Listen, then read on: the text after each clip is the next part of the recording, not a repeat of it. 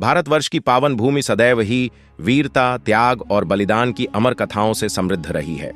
ऐसे ही त्याग की एक अनुपम मिसाल है पन्नाधाय, एक मां जिसने मातृत्व के सुख को राष्ट्र धर्म पर न्यौछावर कर दिया। पन्नाधाय का बलिदान केवल मेवाड़ ही नहीं बल्कि संपूर्ण भारत भूमि के लिए गौरव का विषय बन गया। इस गाथा की शुरुआत होती है मेवाड़ के कठिन समय से, जब किले की दीवारों के भीतर नन्हे से जीवन पर संकट के बादल मंडराने लगे थे। 16वीं शताब्दी का चित्तौड़गढ़ विशाल पत्थरों पर बसा एक अपराजेय दुर्ग, जिसके ऊंचे प्राचीर, दुर्गम द्वार और प्राचीन महल राजपूती आन बान और शौर्य के प्रतीक थे। यहाँ के कण कण में इतिहास गूंजता था, हर पत्थर पर रक्त से लिखी गई वीरता की कहानी थी। इस दुर्ग ने अनेक युद्ध देखे थे, अनेक आक्रमण झेले थे, किंतु कभी भी इसकी आत्मा नहीं टूटी थी। चित्तौड़ के सिंहासन पर आसीन थे महाराणा सांगा, मेवाड़ के गौरव, जिनकी वीरता की गाथाएं दिल्ली, गुजरात, मालवा और अफगानिस्तान तक फैली थीं। राणा सांगा ने अपने जीवन काल में कई शक्तिशाली मुस्लिम शासकों को पराजित किया था, परंतु किस्मत को कुछ और ही मंजूर था। खानवा के युद्ध में बाबर से पराजय के बाद घायल और शिथिल राणा सांगा ने देवलोक गमन किया। उनकी मृत्यु ने मेवाड़ को गहरे संकट में डाल दिया। राणा सांगा के बाद मेवाड़ के सिंहासन पर स्थायित्व का संकट खड़ा हो गया। उनके उत्तराधिकारी छोटे थे और राज्य चारों ओर से शत्रुओं की आंखों में खटक रहा था। ऐसे समय में जब राज्य को एक दृढ़ नेतृत्व की आवश्यकता थी, महल के भीतर राजनीति और साजिशें अपना घिनौना चेहरा दिखाने लगीं। राणा सांगा के पुत्रों में सबसे छोटे थे राणा उदय सिंह। मात्र 4 से 5 वर्ष के नन्हे उदय सिंह को चित्तौड़ के सिंहासन का उत्तराधिकारी घोषित किया गया। एक अबोध बालक, जिसे ना तो सत्ता के खेल का ज्ञान था, ना ही राजकीय जिम्मेदारियों का बोझ उठाने की क्षमता। चित्तौड़गढ़ के राजमहल का वातावरण दिन प्रतिदिन और भी अशांत होता जा रहा था। दरबारियों में असंतोष पनपने लगा था। चारों ओर सत्ता की भूख ने मानवता को निगल लिया था। हर दरबारी अपने स्वार्थ साधने में जुटा था। कौन राजा बने, कौन संरक्षक हो, किसके हाथ में असली शक्ति हो, यही चर्चा का विषय बन गया था।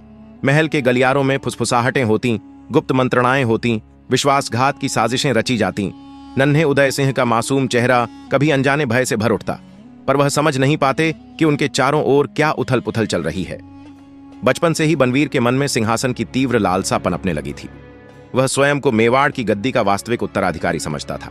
जब राणा सांगा नहीं रहे और राज्य अव्यवस्था में डूबने लगा, तब बनवीर ने अवसर देखा।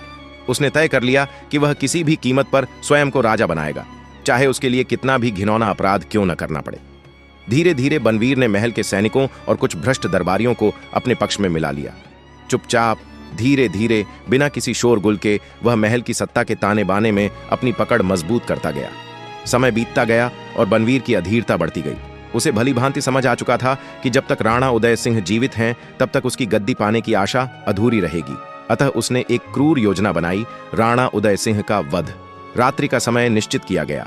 उस रात जब महल में सन्नाटा पसरेगा, जब पहरेदारों की आंखों में नींद होगी या वे धन के लोभ में सो जाएंगे, बनवीर अपने सशस्त्र सैनिकों के साथ राजमहल में प्रवेश करेगा और बालक उदय सिंह का अंत कर देगा। उसके बाद वह स्वयं को मेवाड़ का राजा घोषित कर देगा। यह योजना इतनी भयंकर थी कि सुनकर भी रूह कांप जाए। एक मासूम बालक जो अभी जीवन के अर्थ को भी नहीं समझता था, उसकी हत्या सिर्फ सत्ता के लिए। कितनी भयावह सोच थी यह। परंतु ईश्वर ने मेवाड़ की रक्षा के लिए एक अद्भुत शक्ति भेजी थी, पन्नाधाय। पन्नाधाय केवल एक धाय मां नहीं थी, वह राणा उदय सिंह की दूसरी मां थी। उसका सारा जीवन, सारा प्रेम, सारा अस्तित्व अब उस नन्हे बालक की सुरक्षा में समर्पित हो चुका था।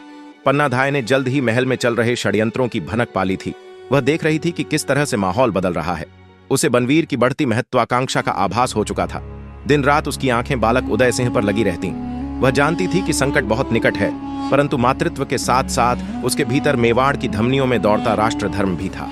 उसने दृढ़ निश्चय कर लिया कि चाहे कुछ भी हो जाए, वह उदय सिंह को हर हाल में बचाएगी। वह रात आई। चारों ओर घना अंधकार था। चित्तौड़ का विशाल किला भी उस रात असहाय सा प्रतीत हो रहा था। हवाएं अजीब सी सरसराहट कर रही थी, जैसे आने वाली अनहोनी की चेतावनी दे रही हो। महल के गलियारों में सन्नाटा पसरा था। बनवीर के सैनिक तलवारें चमकाते हुए चुपचाप बढ़ रहे थे। उनके कदमों की आहट तक दबा दी गई थी। कुछ पहरेदार पहले ही धन और प्रलोभन के आगे झुक चुके थे, अन्य डर के मारे चुप थे। पन्नाधाय के कक्ष में एक छोटा दीपक टिमटिमा रहा था। पास में राणा उदय सिंह गहरी नींद में थे।